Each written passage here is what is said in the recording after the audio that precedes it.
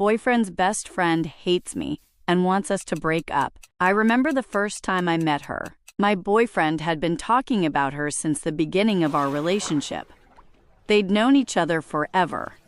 Same neighborhood, same schools, same childhood stories. I figured meeting her would be easy. At first it was. She smiled a lot, hugged me when we were introduced, asked questions about work and where I grew up. I thought everything was fine. Then my boyfriend stepped out of the room to grab something from the kitchen. The second he left, her face changed. She stopped smiling and looked at me like she was trying to figure something out. Then the questions started. Not the friendly kind, more like a rapid-fire interrogation. How did we meet? Why did I start dating him? How serious was I about him? Every time I tried to answer, she cut me off halfway through. Before I could even process what was happening, my boyfriend came back.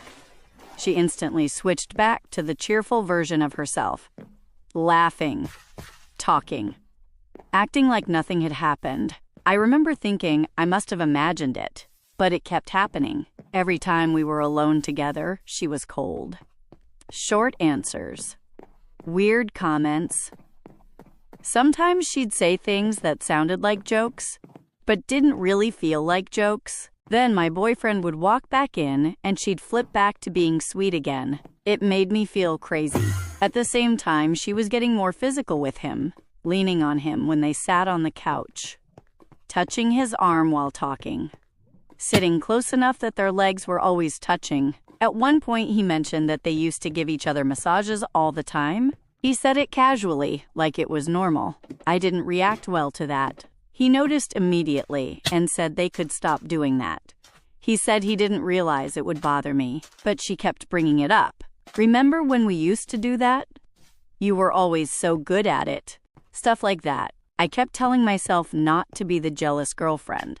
My boyfriend had told me about a girl he dated briefly before me who had been really controlling about his friends.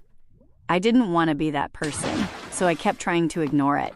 One night, she came over for dinner. My boyfriend was at the counter cooking while I was setting plates on the table. She walked up behind him, wrapped her arms around him, and kissed his neck and cheek.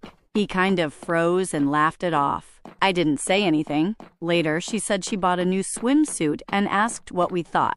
She showed us right there in the living room like it was completely normal. The whole night felt like some weird test. After she left, I told my boyfriend again that the way she acted made me uncomfortable.